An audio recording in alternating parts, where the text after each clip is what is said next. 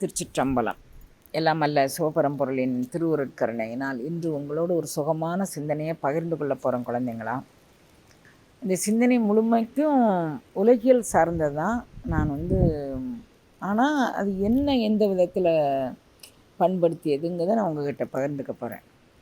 நம்ம வீட்டில் ஒரு தவச்சாலையில் ஒரு 2 முருங்கை விதை போட்டு அந்த விதையை முளைக்க வச்சு நாற்று மாதிரி பாவி அதில் 2 செடி கொண்டாந்து வச்சுருந்தோம். அந்த 2 செடியும் வளர்ந்தது. அது வளர்ந்ததுன்னா அதை நாங்கள் தரித்து விடலை. அது வளர்கிறதே பெரும்பாடு, அதை எதுக்கு தரித்து விடுவாங்க? முருங்கையை முறித்து வளரு அப்படின்னு ஒரு பழமொழி. முருங்கையை நான் முறித்து வளர்க்கலை. அது என்ன பண்ணிடுச்சு, எலக்ட்ரிக் போல தாண்டி இது ரொம்ப மேலே போயிட்டு, அப்போ ஒரு சில பல காரணங்களுக்காண்டி அதை ஒடிக்கணும் அப்படின்னு அந்த அளவு முதற்கொண்டு வச்சுக்கிட்டு ஒடிச்சிட்டேன். அது ஒடித்த பிறகு என்னாச்சு அப்படின்னா, சுற்றி கிளைகள் அது முளைக்க ஆரம்பிச்சிருச்சு. நான் டெய்லி ஏதாவது ஒரு மரம் செடி முளை வந்துடுச்சுன்னா அந்த ஒவ்வொரு முளையுமே எனக்கு ஒரு புதிய கதை சொல்கிற மாதிரி இருக்கும், புதிய அனுபவம் தர மாதிரி இருக்கும். அது எனக்கு என்னை அறியாமல் உச்சந்தலையில் ஒரு அருள் அனுபவம் தர மாதிரி இருக்கும். ஏதோ ஒரு பேத்தல் மாதிரி நான் அது பக்கத்தில் போய் ஏதாவது ஒன்று சொல்லிவிட்டு பேசிகிட்டு இருப்பேன். தாமரை பக்கத்தில், செடி கொடிகள் பக்கத்தில். அவன் முருங்கை பக்கத்தில் போய் நான் டெய்லி நான் உன்னை வெட்டிட்டேன்னு கோச்சிக்கிட்டியா, என் இன்டென்ஷன் அது இல்லை அப்படி சொல்லிகிட்டே இருந்தேன்னா, இப்போ பார்க்குறேன் ஒரு 10 கிளை பக்கவாட்டிலேருந்து வந்துடுச்சு. அது பக்கத்தில் போய் பார்க்குறேன் 10 கிளை வந்திருக்கு. நான் நினச்சிட்டேன், மேல் நோக்கி வளரக்கூடிய வளர்ச்சியை நம்ம கெடுத்துட்டோம்னா தத்துவச்சேட்டையும் தத்துவ குப்பையும் நம்ம எவ்வளோ பற்றிக்கும் அப்படின்னு நீங்கள் நினச்சி பாருங்களேன். ஒரு கற்பனை பண்ணி பாருங்கள் குழந்தைங்களா. மேல் நோக்கிய வளர்ச்சி எந்த கப்பு கிளை வரவே இல்லை கண்ணு. அதில் அது பாட்டில் ஸ்ட்ரெயிட்டாக ஒரு கம்பு, அகத்தி கம்பு நட்டு வச்ச மாதிரி அது மேல் நோக்கி போயிட்டே இருந்தது. சைடு பக்கவாட்டு எதுவுமே இல்லை. ஆனால் அந்த கிளையை ஒடிச்சு விடவும் அந்த மேல் நோக்கிய வளர்ச்சி, அதை திருமூலர் திருமந்திரத்திலேருந்து, யோக சாத்திரங்கள்லேருந்து, பதஞ்சலியிலேருந்து எல்லாருமே 100 நரம்புகள் நம்மளுடைய மூலாதாரத்தில் இருக்குது. 100 நரம்புகள் கீழ் நோக்கி இழுத்துட்டு வருது, ஒரு நரம்பு தான் மேல் நோக்கி செல்லுது. அதை நம்ம பாதுகாப்பாக அதை பின்பற்றி போகணும் அப்படின்னு. அப்போ அந்த முருங்கை அது பாதுகாப்பாக அதை மேல் நோக்கிய வளர்ச்சியை கொண்டுட்டு போனதை நம்ம உலகியலுக்காக வேண்டி அதை ஒடிச்சிட்டோமே அப்படின்னு நம்மளில் பல பேர் சில அருள் அனுபவம் பெறுறோம். அது மேல் நோக்கி போகுது. ஆனால் ஏதோ ஒரு காலகட்டத்தில் ஏதோ ஒரு சந்தர்ப்ப சூழ்நிலையினால நம்ம அதை வெட்டி விட்டு அதை பக்கவாட்டில் தளர வச்சுக்கிட்டோம்.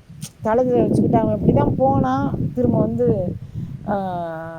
அவன் இப்போ நல்ல குடியும் குடித்தனமாக இருக்கான். எல்லோரும் பார்த்த உடனே நம்ம என்ன சொல்கிறோம், இவன் அப்படி தான் போனான், இப்போ குடியும் குடித்தனமாக ஆயிட்டான். அப்படி மாதிரி எல்லாரையும் நம்ம பெருமையாக வேறு சொல்லிக்கிறோம். அதை அந்த மேல் நோக்கி வளர்ந்த வளர்ச்சியை தட்டி விட்டுட்டு அது பக்கத்தில் வளர்ந்த உடனே நம்ம அப்படி மாதிரி பேசிக்கிறோம். அந்த மேல் நோக்கிய வளர்ச்சியை தட்டாமல் தொட்டை இருமின் துரியத்தை அப்படின்னு அந்த உச்சந்தலை அனுபவத்தை நோக்கி நாம் இருந்தோன்னா அது நமக்கு எந்த வகையில் பலன் தரும் அப்படிங்கக்கூடியதை நான் ரொம்ப சிந்தித்தேன். 1 வாரம் 10 நாளாக சிந்தித்தேன். இதை உங்களோடு பகிர்ந்து கொள்வோம் அப்படிங்கிறதுக்காண்டி வச்சுருந்தேன். இன்னொரு சிந்தனை, இமாம் பசந்த் பழம் எங்கள் அப்பா இறந்த பிறகு நான் சாப்பிடவே இல்லை. ரொம்ப நிர்பந்தப்படுத்தி கொடுத்தா 2 பீஸ் அல்லது 3 பீஸ் எடுத்துக்கேன். அப்போ எடுக்கலை. இந்த தடவை அன்பர்களுடைய அன்போ அல்லது என்னுடைய இச்சையோ ஏதோ ஒன்று காரணம் வச்சுக்கலாம். இவங்க அன்புக்காண்டி நான் சாப்பிட்டேன்னு வச்சுக்கிறேன்னா, இல்லாட்டி என்னுடைய ஆசை இன்னும் கொஞ்சம் எங்கேயோ ஒளிஞ்சிருந்ததா தெரியல. டெய்லி ஒரு மாம்பழம் இதான் போய் சாப்பிட்டுக்கிட்டேன். அதில் ஒரே ஒரு மாம்பழம் தான் அந்த பழைய சுவையை எனக்கு பெற்று தந்துச்சு. மீதி பழங்கள்லாம் நார்மலாக இருந்தது. அப்போ நான் பார்த்தேன், அந்த பழைய சுவையை அது பெற்று தந்தது என் நாவல் அப்படி இருந்தது. எத்தனை ஆண்டு காலமாச்சு, அப்பா இறந்தே 25 வருஷத்துக்கு மேலே ஆகிட்டு. அதுக்கு முன்னால் எப்போ சாப்பிட்டேன் அப்படிங்கிறத பாருங்கள். தோட்டம் 30 வருஷத்துக்கு மேலே ஆகிட்டு, 30-35 வருஷம் ஆச்சு தோட்டம். அப்போ சாப்பிட்ட பழங்கள் இன்னும் நாவில் நின்று அது எனக்கு தந்தது. ஆனால் அதே இது மணிவாசக பெருந்தகைக்கு எது நாவில் நின்றது அப்படிங்கக்கூடிய ஒரு சிந்தனை எனக்கு ஓடிட்டே இருந்தது. அன்னைக்கு சாப்பிட்டுட்டு இது பழைய இது தந்தது அப்படிங்கிற மாதிரி. நீத்தல் விண்ணப்பத்தில் ஒரு பாடல் படிக்கிறார் குழந்தைங்களா. கண்டது செய்து கருணை மட்டு பருகி கழித்து மிண்டுகின்றேனே விடுதி கண்டாய், நின் விரை மலர்த்தால் பண்டு தந்தால் போல் பணித்து பணி செய்ய கூவித்து என்னை கொண்டு என் எந்தாய் களையாய புதுகுதுப்பே. என்னை கொண்டு நான் திருந்தணும், நான் பண்ணிக்கொள்ளணும்னா என்னை கொண்டே நீ என்னை திருத்திக்கணும் அப்படின்னு அதுக்கு அர்த்தம். என்னை கொண்டு என் எந்தாய் களையாய் களையாய குதுகுதுப்பே. நான் என்ன செய்வேன் அப்படின்னா, களையாய குதுகுதுப்பே. அடுத்த பாடலில் சொல்கிறாரு, குதுகுதுப்பு இன்றி நின்றி நின் குறிப்பே செய்தி என் குறிப்பில் விதுவிதுப்பேன்னு. நான் கொஞ்சம் கூட வெட்கப்படாமல் நான் எதை செஞ்சானாலும் செஞ்சுட்டு குதுகுதுப்பு இன்றி நின்றி என் குறிப்பே செய்து நின் குறிப்பில் விதுவிதுப்பேன். நான் நினச்சதெல்லாம் சாதிச்சுக்குவேன், நினச்சதெல்லாம் தின்னுக்குவேன், நினச்சதெல்லாம் வச்சுக்குவேன். அப்படி செஞ்சுட்டு எம்பெருமான் திருவுள்ள சம்மதம் இன்றைக்கி இதை சாப்பிட வச்சுருக்கான். எம்பெருமான் திருவுள்ள சம்மதம். இது அவனை ஏன் அப்படி திட்டுனேன் அப்படியா, அது எம்பெருமானுடைய திருவுள்ள சம்மதம்.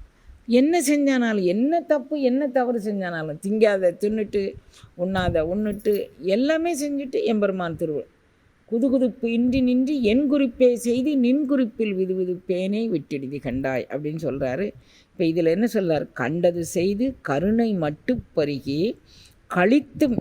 நீ கருணை மட்டு, உன்னுடைய கருணை கருணைத்தேன், அந்த கருணைத்தேனை நீ என்னை கொடுத்து என்னை ரொம்ப அது என்ன சொல்ல அப்படின்னு தெரியல. என்னுடைய சரீரம் முழுதும் அப்படியே பொங்கி ததும்பி பூரணமாக போகுச்சு அந்த கருணை மட்டு. அந்த ஊந்தங்கும் இடத்துலலாம் இன்ப தேர்ந்தங்கி நின்றுச்சு. அந்த இதெல்லாம் மயிர்காலோறும் அமுதம் தேக்கிடச் செய்தேன். அந்த மயிர்காலெல்லாம் அமுதம் தேங்கி நின்றுச்சு. அப்படி நீ கருணை செய்த கருணை மட்டு பருகி கழித்து மிண்டுகின்றேன். அப்படி கழித்த பிறகு கண்டது செய்து மிண்டுகின்றேனே. இதை அனுபவித்த பிறகு எப்படி அதை அனுபவிக்க முடியும் எனக்கு தெரியலையப்பா.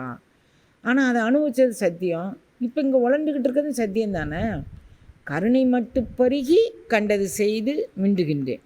இவ்வளவு கருணை மட்டு பருகி ஐயோ இவன் என்னை வலியை கூட்டி ஆண்டு கொண்டான், இதை திங்க விடாமல் ஆண்டு கொண்டான், இதை உண்ண விடாமல் ஆண்டு கொண்டான், இதை அனுபவிக்க விடாமல் ஆண்டு கொண்டான், இதை உடுத்த விடாமல் அப்படின்னு நினைக்கல. கருணை மட்டு பருகி கழித்து நின்றேன். அதுக்கு பிறகு கண்டது செய்து மிண்டுகின்றேனை விடுதி கண்டார். அதுக்கு பிறகு எப்படியப்பா நான் சோறாக்கி குழம்பாக்கி அதில் ருசி பார்த்து அதில் உப்பு புளி பார்த்து எப்படியப்பா இது. கருணை மட்டு பருகி நின்ற என்ன கண்டது செய்து மிண்டுகின்றேனை விடுதி கண்டார். நீ என்ன செஞ்ச, எது என்னை இப்படி வித்தியாசப்படுத்தி காமிச்சது.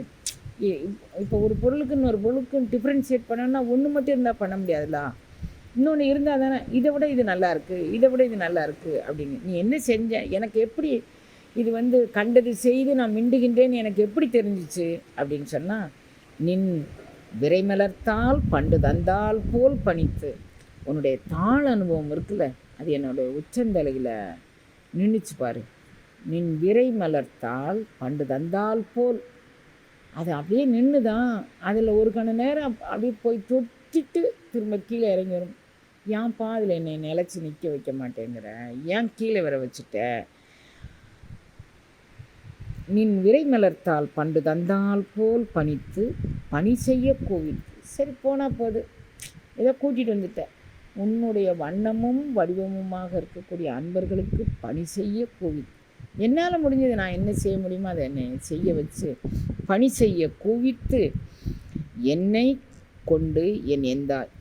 பணி செஞ்சாதான் அவ்வினைக்கு வினை, அது செஞ்சாலொழிய நம்ம வினை கழியாது குழந்தைகளாம்.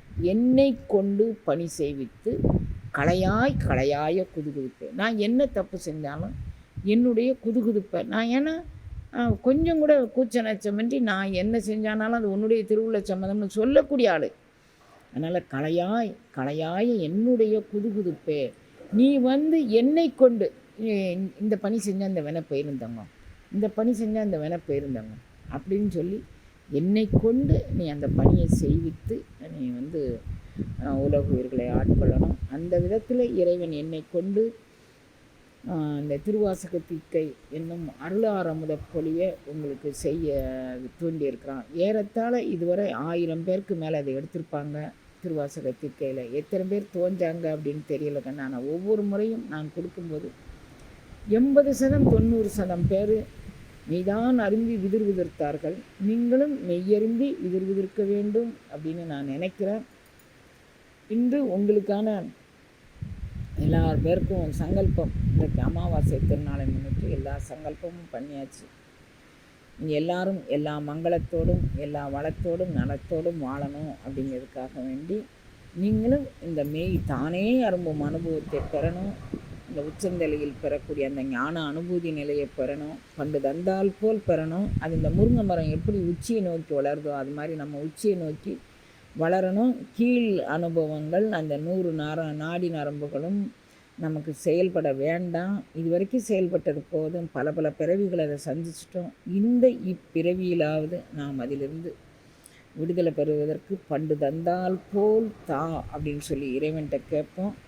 கருணை மட்டு பருகி பண்டு தந்தால் போல் பணித்து என்னை பணி செய்ய கூவித்து என்னை கொண்டு என்னுடைய வினையை நீ கழுவிச்சிக்கோ அப்படின்னு. யார் முதுகிலையாவது நான் ஏறிட்டு போகக்கூடாது கண்ணா. யாரையும் தொத்திட்டு நான் போகக்கூடாது. என்னை கொண்டு என்னை பணி செய்ய கூவித்து நீ இன்னும் குறையும் நீ அதை செஞ்சிடணும் அப்படின்னு நான் நினைக்கிறேன் தங்கம் அப்படின்னு சொல்லி உங்கள் சார்பாக நான் இறைவன்ட்ட ஒரு பிரார்த்தனை வச்சுருக்கேன் குழந்தைங்களா. இந்த பிரார்த்தனை உங்களை சேரணும். நீங்களும் எல்லா அனுபூதி நிலைகளும் பெறணும். இதுவரை பெயர் நட்சத்திரம் கொடுத்தவங்களுக்கு நான் சங்கல்பம் பண்ணியிருக்கேன். கொடுக்காதவங்க நீங்கள் பெயர் நட்சத்திரம் பதிவு பண்ணிக்கோங்க குழந்தைங்களா. என் பெருமான் உங்கள் கூட தோன்றும் துணையாயும் தோன்றா துணையாயும் இருந்து நல்ல பாலிக்க பிரார்த்தனை.